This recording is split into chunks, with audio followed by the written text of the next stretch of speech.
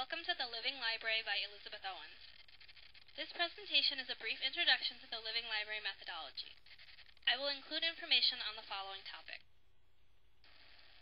history, development, living library books, role in Library 2.0, and organizing a living library.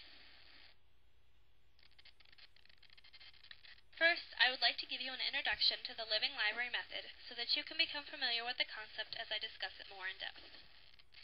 The living library is a non-traditional method intended to encourage conversation, understanding, and acceptance of people from all backgrounds. It is a straightforward, low-cost activity that is quickly becoming widespread and popular at public libraries, festivals, universities, and conventions. A living library is held in a mobile space, such as a tent, booth, or meeting room, and may be a single event, such as those held at festivals, or recur at regular intervals, such as those affiliated with public libraries.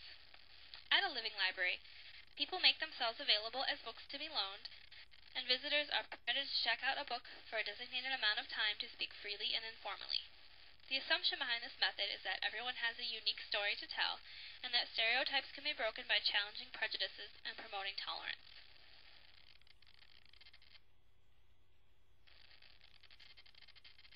The Living Library organization states on its website that it is a keep-it-simple, no-nonsense contribution to social cohesion in multicultural societies. The Living Library originated from an anti-violence group that was organized by 5 adolescents whose mutual friend was attacked one evening in 1993 in Denmark. The friends survived the attack, and the teens came together to create a group that they named Stop the Violence. The group set out to use peer education to raise awareness about violence, and the organization quickly grew to over 30,000 members throughout Denmark.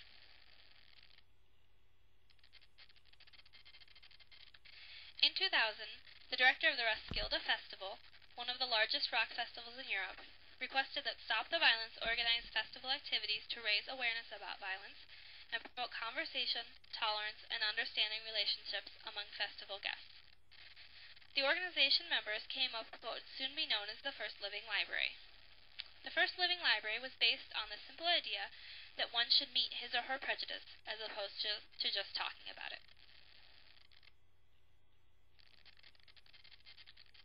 The creators of the living library sought to challenge festival guests. Initially, they were concerned that participants would not understand the purpose of the activity and that people would not have much desire to challenge their long-held prejudices. Throughout the festival, 75 books were made available, and the group decided that with so many people in such a small space, they would be bound to start talking eventually. Their assumption was accurate.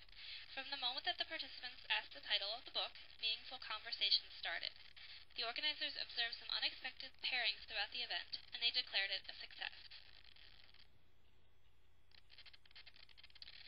Ronnie Abergel, one of the original creators, saw much potential in the living library method and set out to promote the concept to others. He has since traveled to several countries to help organize events and publicize the method among a variety of organizations and public authority figures.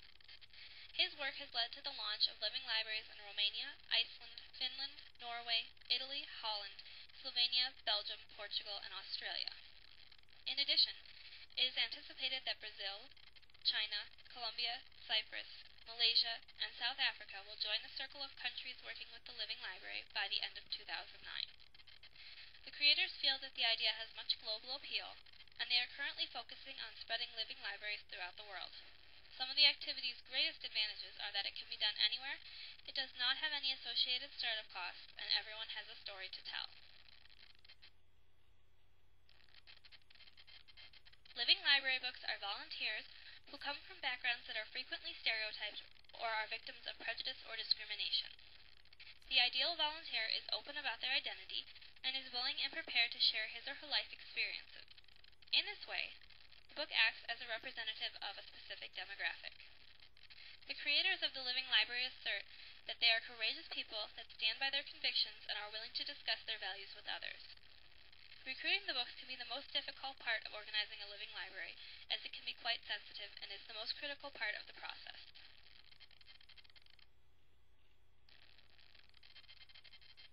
On this slide, I've included a graphic just to give you an idea of what types of living books have participated in living libraries throughout the world.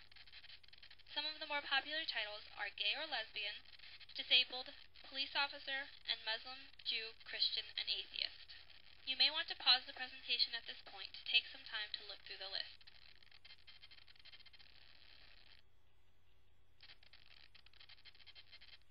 It is not easy to be a living library book. In most cases, those interested in becoming books apply and complete an interview, and are given some training to prepare for questions that may be asked of them. Just as with actual books, not all living library books have the potential to be bestsellers, and each employ different techniques to present information.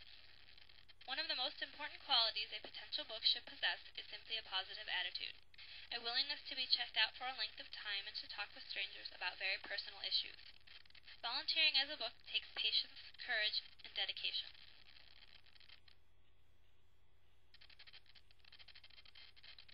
Although technology is not necessary for a successful living library, the method still fits well into Library 2.0. Library 2.0 focuses on connecting and empowering users in our society, and the living library shares these goals.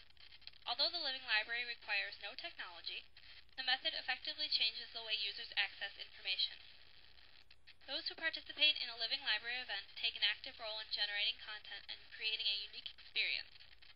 Ideally, books and readers come away from the activity with a sense of community and much personal growth. Library service is no longer a one-way transaction of information from the library to the user. Users are becoming increasingly more involved in producing and distributing information, and Library 2.0 accommodates this new approach to information access. The living library creates a two-way street between the book and the reader, where both participants are able to learn from one another. The living library's website tells potential readers to be aware that the book is reading you as much as you are reading the book. Although a living library is often organized by a librarian, anyone can create a living library to help bridge a gap between groups of people.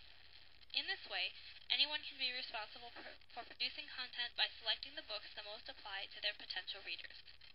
The living library method supports the transition from a linear information cycle to a more infinite cycle where all users can produce, distribute, and disseminate information.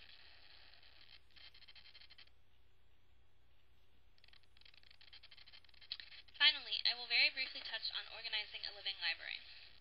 This topic will be covered in depth on my wiki page, but due to time constraints, I simply want to let you know what steps you would need to take to start a living library, and also the resources that are out there for those who are interested in being organizers. A more detailed description will be included on the wiki. The first step for those who are interested in organizing an event is to contact the Living Library Organization, which is a group formed by the original creators to unite organizers from all over the world.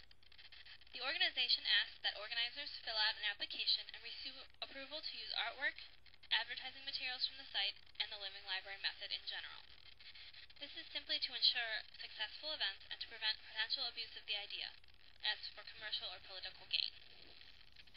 Once approved, organizers can access a free planning guide and download resources from the website, including posters, reader guidelines, library cards, t-shirt designs, sample catalogs, and evaluation materials.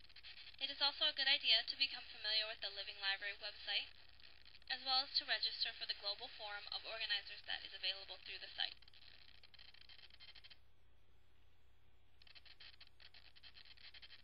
This page includes the links to the resources that I just mentioned, and if you're interested in this, it would be a good place to pause and visit these links.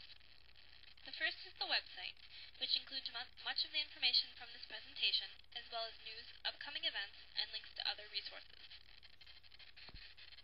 Next, there are the links to the Living Library Organization, the planning guide, and the forum. I hope that this presentation has given you a basic overview of the Living Library, and that you will consider using it at some point in your library career.